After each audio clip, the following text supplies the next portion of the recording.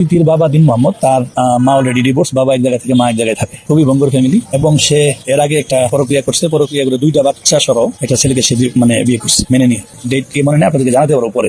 সে ওইটা কি করার পরে কিছুদিন নিয়ে করার পরে ওইটাকে সে ডিভোর্স করছে। ডিভোর্স করে সে আরেকটা বিয়ে করেছে, ওখান থেকে সে ডিভোর্স হয়েছে। এইটা প্রায় 2 বছর যাবৎ সে আলাদা বাসা নিয়ে থাকে উত্তরায়, এবং এখানে আলবি 2 দিন একদিন করে রাত্রি যাপন করতো, শুটিং এর কথা বইলা বা বিভিন্ন ইয়ে করে। আমি 2000 সন থেকে মিডিয়াতে জড়িত, আমি অভিনয়ের সাথে জড়িত। আমার যারা ফ্রেন্ড সার্কেল আছে, পরিচালকেরা সবাই আমার ফ্রেন্ড, প্রচুর আর্টিস্ট আমার খুব কাছের, তারা সকল তথ্যই দিত আমাকে এই বিষয়ে। এবং একজন কালকে বলেই ফেলেছে যে তোমাকে যে তথ্যগুলো দিয়েছিলাম তোমাদের উচিত ছিল যে আগে থেকে জিডি করা। তো যাই হোক, আমরা জিডি করতে পারিনি শুধু ইকরার এই দৃঢ় মনোবল মানসিকতার জন্য। সে বলতো আমাদেরকে যে এই তো মিডিয়া এখন কি করবা, এরকম করলে তো হয়, কারণ হয় সেপারেট নয় একসাথে থাকা। সেই একসাথে থাকাটার অনেক চেষ্টা সে করেছে। এবং কালকে পর্যন্ত যেটা হয়েছে, যে পোস্টার উপরে বেশ করে সে আত্মহত্যা করেছে, এটা তো আপনারা মনে হয় দেখেছে। সেটা সে যখন করেছে পোস্টটা, তখন সে যেতে চেয়েছিল, যখন সে জেনেছে যে ও নেপালে আছে, তখন সে যেতে চেয়েছে মূলত। ওখানে আমি যাবো, যারা এক্সচেঞ্জ করেছিল সেখানে বলছে যে তোমার বসকে বলো আমি যাবো। পরে যখন মানা করেছে, মানা করার পরে সে আরো ভিডিও কলে রাগারাগি করার পরেই মূলত এই ঘটনা ঘটেছে। 2জন এসিস্ট্যান্ট ছিল, কাজের লোক ছিল,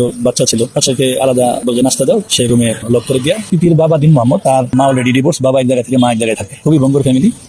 ইকরার বিয়ের পর থেকে এতটা শত্রু ছিল, এবং ইকরার প্রতি ইকরাকে মেরে ফেলাই তার একটা টেন্ডেন্সির মতো। কেন আমি বলি আপনাকে, আলবির সাথে সে ঝগড়া ফেসাদ করে এরকম হয়তো যে আলবি আমার ছেলে না। একটা বিয়ের অনুষ্ঠানে একজন পরিচালকের সাক্ষী আছে, যে পরিচয় করে দিচ্ছে যে এটা আমার মা। যেহেতু বিয়ের অনুষ্ঠানটা গেছে, সে ওখানে বলে হয়েছে যে আমি ওর মা না, ও আমার ছেলে। আর একাধিকবার এগুলো ফোনে রেকর্ডিং গুলো সবই আছে আমার। তো এরপরে সে আর মহিলাটার কোনো চরিত্রের কোনো নাই, এরকম যে একটু আগে সে যার সাথে সে কথা বলে, একটু পরেই সে আবার মিলে যাচ্ছে বা অন্যরকম কথা বলতেছে, যার কারণে তার চরিত্রের একটা সুনির্দিষ্ট যে বেজ আছে, লিমিটেশন আছে, এরকম নাই। তো পরে সেখানে সে এরকম অকথ্য নির্যাতন এবং নির্যাতনের পরিপ্রেক্ষিতে বাধ্য হয়েছে বাসা চেঞ্জ করতে। বাসা কিন্তু চেঞ্জ করতে বাধ্য হয়েছে, আলাদা নিয়েছে। এবং আলবি তার মায়ের এই এটিটিউডের কারণে মার প্রতি প্রচন্ড ক্ষিপ্ত ছিল। মা যে নানান ধরনের অত্যাচার করে, মেনে নেয় না, মিথ্যাচার করে, আর ও তো অন্যরকম ছিল মহিলাটা। যাই হোক, তো এখন সে যে জিনিসটা করছে সেটা হলো যে ওখান থেকে সে সব ধরনের মডিফিকেশন এবং প্রক্রিয়ার মধ্যে রাখতো।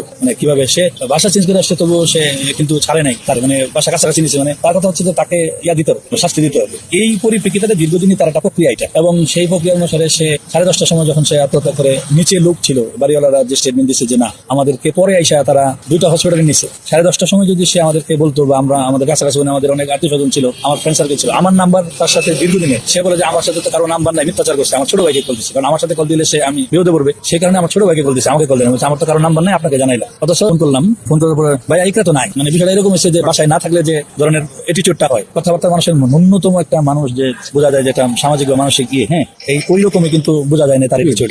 শাশুড়ি আমি যখন ফোন করে বলছি যে ভাই ইকরা তো নাই, যে বাসায় নাই আর কি, বেড়াইতে গেছে, এরকম একটা এটিটিউড তার। তো আমি তাকে, ওর মা বলেছে যে তার ছেলে নিয়ে গেছে, কিন্তু ছোট ভাই নেহাল নিয়ে গেছে, কিন্তু আগে এক হসপিটালে, পরে আরেক হসপিটালে যখন মৃত্যু নিশ্চিত হয়েছে, তখন তারা ইয়াতে নিয়ে গেছে। লাইট টাইমে নিয়ে গেলে কিছু করা যেত, এবং লাইট কিন্তু তারা সেটা করে। ইসলামিয়া হসপিটাল বলছে যে এটা মারাত্মক, আপনারা কর্মীটালা নিয়ে যান। এই ইসলামিয়া হসপিটালের প্রতি আমার একটা ক্ষোভ আছে যে তারা যদি ওটা করতে নাই পারে, তাহলে কেন